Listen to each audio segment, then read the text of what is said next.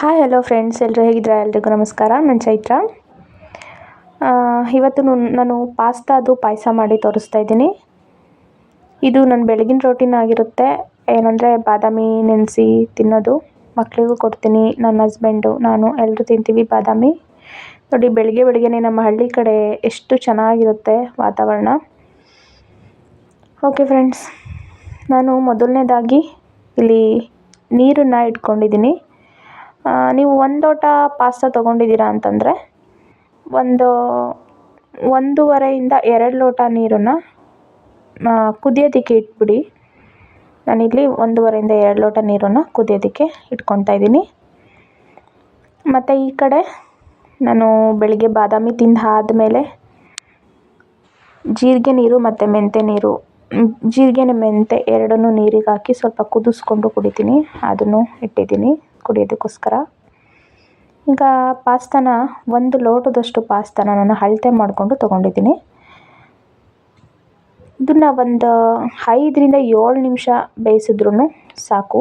ನೀರಲ್ಲಿ ಚೆನ್ನಾಗಿ ಮಳ್ತಿರೋ ನೀರಿಗೆ ಇದನ್ನು ಹಾಕಿ ಒಂದು 7 ನಿಮಿಷ ಬೆಂದಾದಮೇಲೆ ಇದನ್ನು ಸೋಸ್ಕೊಳ್ಳಿ.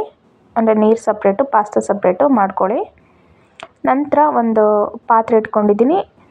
ನೀವು ಪಾಯಸ ಮಾಡೋ ಪಾತ್ರೆ ಸಪ್ರೇಟು ಇಟ್ಕೊಳ್ಳಿ. ಸಾಂಬಾರು ಮಾಡೋ ಪಾಯಸ ಎಲ್ಲ ಮಾಡೋಕ್ಕೆ ಹೋಗ್ಬೇಡಿ. ಯಾಕಂದರೆ ಹಾಲು ಹಾಕಿರ್ತೀರ, ಒಂದೊಂದು ಸರಿ ಒಡೆದೋಗೋ ಚಾನ್ಸಸ್ ಇರುತ್ತೆ.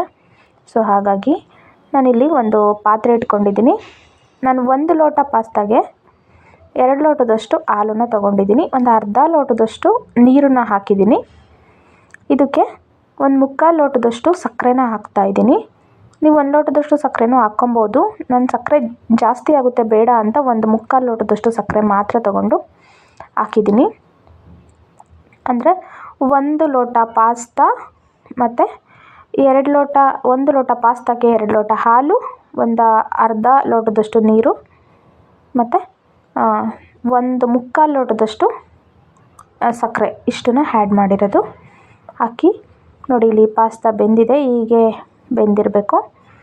ನಂತರ ಈ ಹಾಲು ಸಕ್ಕರೆ ಸ್ವಲ್ಪ ಕುದೀತಾ ಇದೆ ಅಂತ ಗೊತ್ತಾದ ತಕ್ಷಣ ಇದಕ್ಕೆ ಬಾದಾಮಿ ಪೌಡರ್ನ ಹಾಕ್ಕೊತಾ ಇದ್ದೀನಿ. 1.5 ಸ್ಪೂನಷ್ಟು ಬಾದಾಮಿ ಪೌಡರ್ನ ನಾನು ಇಲ್ಲಿ ಹಾಕಿದ್ದೀನಿ. ಬಾದಾಮಿ ಪೌಡರ್ ಹಾಕಿದ್ಮೇಲೆ ಏಲಕ್ಕಿ ಪೌಡರ್ನ ಹಾಕಬೇಕು. ನಿಮಗೆ ಏಲಕ್ಕಿ ಪೌಡರ್ ಹಾಕೋದಕ್ಕೆ ಇಷ್ಟ ಇಲ್ಲ ಅಂದರೆ ಬೇಡ.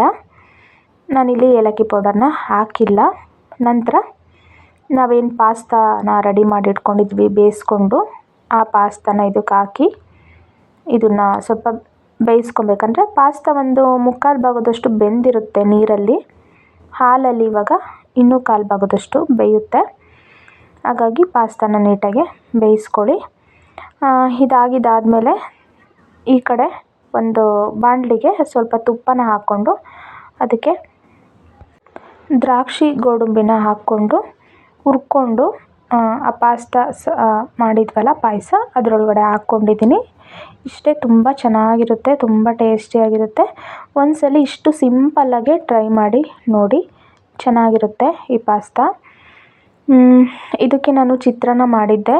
ಚಿತ್ರಾನ್ನ ಮತ್ತು ಸ್ವಲ್ಪ ಹಪ್ಳನ ಕರ್ಕೊಂಡಿದ್ದೆ. ನಾವು ಮನೆಯಲ್ಲೇ ಮಾಡ್ಕೊತೀವಿ ಹಪ್ಳ ಎಲ್ಲ. ಹಪ್ಳ, ಚಿತ್ರಾನ್ನ, ಪಾಸ್ತಾ, ಪಾಯಸ ತುಂಬ ಚೆನ್ನಾಗಿತ್ತು ಕಾಂಬಿನೇಷನ್. ಒಂದು ಸರಿ ನೀವು ಮನೆಯಲ್ಲಿ ಟ್ರೈ ಮಾಡಿ ನೋಡಿ. ಓಕೆ ಫ್ರೆಂಡ್ಸ್, ಈ ವಿಡಿಯೋ ನಿಮಗೆ ಇಷ್ಟ ಆಗಿದರೆ ಪ್ಲೀಸ್ ಸಪೋರ್ಟ್ ಮಾಡಿ, ಸಬ್ಸ್ಕ್ರೈಬ್ ಮಾಡಿ, ಶೇರ್ ಮಾಡಿ, ಕಾಮೆಂಟ್ಸ್ ಮಾಡಿ. ಇನ್ನೊಂದು ಇಂಟ್ರೆಸ್ಟಿಂಗ್ ವಿಡಿಯೋ ಜೊತೆ ಮತ್ತೆ ಬರ್ತೀನಿ. ಅಲ್ಲಿವರೆಗೂ ಖುಷಿಯಾಗಿರಿ. Bye friends.